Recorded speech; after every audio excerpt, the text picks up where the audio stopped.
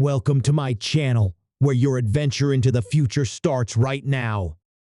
Step into a vibrant universe filled with groundbreaking technology, breathtaking alien landscapes, and exhilarating sci-fi narratives that challenge your imagination.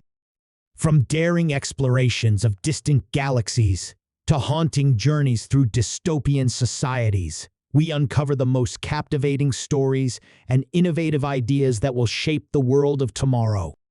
Subscribe today and join us on an incredible intergalactic voyage that promises to inspire and thrill. The Galactic Tribunal had seen countless cases throughout its existence. The highest court in the galaxy had passed judgments on disputes between species, worlds, and empires, balancing the interests of thousands of civilizations. However, they had never seen a case quite like this one. Never before had they sentenced a human to death. And certainly, never before had they sentenced one to death by the very planet itself. It was a punishment so extreme, so unheard of in all galactic records, that it left the tribunal members frozen in shock. The human in question, Sergeant Jonathan Hale, sat stoically in the center of the courtroom. He was a mere man, a soldier who had been far from home, far from Earth, when the galactic order had come crashing down upon him. The very idea that a human with their relatively short lifespan and limited technology could be considered so dangerous that an entire planet was chosen as their executioner was a thought alien to the minds of the galactic beings assembled in the courtroom. For millennia, the Galactic Tribunal had settled disputes by finding a resolution that maintained peace and balance across the stars. Conflicts were usually resolved diplomatically or through standardized military interventions, and those who caused disruptions were swiftly dealt with by the laws in place. But this was something entirely different. This case was not about a disagreement or a skirmish. It was about something much more fundamental: the survival of an entire species. Hale's trial began when the human had been assigned to a mission as part of an interspecies peacekeeping initiative. Humans had been mostly neutral in galactic affairs up to that point, observing from the outskirts of more significant conflicts. But their military forces were growing more proficient, and their technology was advancing rapidly. But nothing could have prepared the Galactic Tribunal for what Hale had done during his mission on the Deathworld. The Deathworld, a place whose name alone made even the most hardened galactic warriors shudder, was the site of the incident. It was a planet known for its extreme environments, where everything from the weather to the native creatures was hostile to life. A place where the very atmosphere could kill a traveler in a matter of hours if they weren't properly equipped. The flora and fauna of the Deathworld were some of the deadliest known to the galaxy. The very concept of survival on the planet was incomprehensible to most species. Even the most advanced civilizations, equipped with superior technology and protective gear, considered the Deathworld an impossible place for colonization. The mission Hale was part of was meant to establish an outpost on the Deathworld, a task many species had attempted before and failed miserably. The idea was simple: attempt to gather valuable resources and establish a scientific research facility in one of the planet's less hostile regions. But that plan quickly went awry when Hale's team encountered a local species, an insectoid, highly intelligent species that had previously been undiscovered by galactic explorers. These beings, the Vrexians, had lived on the Deathworld for centuries, developing their own brutal but effective means of survival. They had evolved to thrive in the most inhospitable environments in the galaxy, and when they came into contact with the humans, their reaction was swift and violent. The Vrexians had attacked Hale's team, initially using subtle tactics to test the human strength and adaptability. As it was discovered, the Vrexians had not been content with the peaceful exploration of the Deathworld. They had begun to view the humans as a potential threat to their way of life. Their initial skirmishes with the humans had been misunderstood by the galactic community, as neither side had intended to escalate. However, the situation rapidly spiraled into a full-scale conflict when Hale's team, in an attempt to protect themselves and assert control, retaliated against the Vrexians. The humans, unaccustomed to the brutality of the Deathworld and unaware of the hidden dangers, had launched a counterattack that decimated a portion of the Vrexian territory. It was then that the Tribunal intervened. The galactic authorities had issued an ultimatum to Hale's team: abandon the planet and leave the Vrexians in peace, or face the full wrath of the Galactic Order. Hale and his comrades had been informed of the situation and ordered to comply, but Hale, always a man of principle and unyielding courage, had refused. He believed in humanity's right to explore, to expand, and to defend itself. He didn't back down when the Vrexians attacked, and he didn't back down when the Tribunal came for him. The court proceedings that followed were unlike anything the Tribunal had ever seen. The Vrexians, horrified by the humans' brutality, demanded the death of every human involved. To them, Hale was nothing more than an aggressor, a symbol of the destruction brought to their world. The human defense was simple. Hale had been defending his team and ensuring the safety of his people, and the attack had been a misunderstanding. The Tribunal was at a loss. The case involved a situation where a species unfamiliar with the planet had provoked the indigenous population. The humans had shown strength, yes, but they had not intended to cause genocide.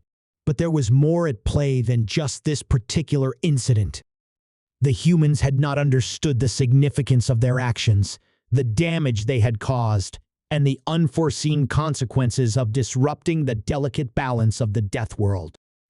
As the Vrexians saw it, the humans had not only destroyed their territory, but they had also disturbed the very ecosystem that kept their species alive. The humans' intervention had disrupted the fragile cycle of life, and now the balance would never be restored. This left the Galactic Tribunal in a difficult position. Sentencing a human to death was a complicated matter in the galaxy. Humans, despite their relative youth as a species in the broader galactic context, were known for their resilience and their unpredictability. Their remarkable ability to adapt and overcome, even in the face of seemingly insurmountable challenges, was feared by many of the older and more powerful empires. The Tribunal was acutely aware that this sentence could have far-reaching consequences. A death sentence for one human could send a message to the entire galaxy, a message that could either unite or divide the species. And then the decision was made: death by the Deathworld itself. In their infinite wisdom, the Tribunal had determined that the only fitting punishment for Hale's actions was to exile him to the planet that had been the origin of his crime. But this would not be a simple exile. No, Hale would not be allowed to survive in the Deathworld on his own terms. He would be left alone with only the barest of tools and forced to survive in the most extreme environment imaginable. It was a death sentence of a different kind, a slow, agonizing death in a place where the very planet fought against life itself. To the Tribunal, it was the perfect punishment. The Deathworld was unforgiving. No human had ever survived there for long. The elements, the creatures, the very atmosphere would ensure that Hale's time on the planet would be short. He would experience the ultimate consequence for his defiance, a death far more horrific than any execution. It was a punishment that would send a message to every species across the galaxy that no one, not even a human, was above the laws of the Galactic Tribunal. And so, Sergeant Jonathan Hale was sent to the Deathworld. The trial's verdict was final, and as the humans looked on in horror, they saw their comrade stripped of his rights and cast into the abyss. He was sent to the planet, abandoned to the ravages of a world that would leave no mercy. The tribunal believed that they had punished him and humanity in the most fitting way possible. But they were wrong. What the tribunal failed to account for, what they failed to comprehend, was the very essence of humanity itself. They had underestimated Hale's resolve, his cunning, and the survival instinct that had been passed down through the generations of his people. Earth had been a planet of great struggle of wars, famine, disease, and survival in the harshest of conditions. Human beings had fought for their place in the universe, and despite the odds, they had risen time and time again. And so, when Hale landed on the Deathworld, something incredible happened. He didn't perish. He didn't succumb to the planet's hostile atmosphere. He didn't fall to the planet's deadly wildlife. Instead, Hale adapted. The planet, with its poison-filled air and venomous creatures, became nothing more than another test for the human spirit. Hale used everything he had learned as a soldier. He used his resourcefulness to create shelter, his survival skills to outwit the native predators, and his intelligence to manipulate the planet's resources to his advantage. With every passing day, he grew stronger, more attuned to the land, and more determined to survive. Hale became a living testament to the resilience of humanity, a species capable of overcoming the most impossible odds. He had been sentenced to death by the very planet itself, and yet he was thriving. The very forces that were meant to break him only made him stronger. His legend began to spread, not just among humans, but throughout the galaxy. The tribunal watched in disbelief as the man they had sentenced to die, a mere human, adapted and began to conquer the Deathworld in ways no other species had ever done. Hale's story became one of defiance, a symbol of the human spirit that would never be crushed, no matter how impossible the situation.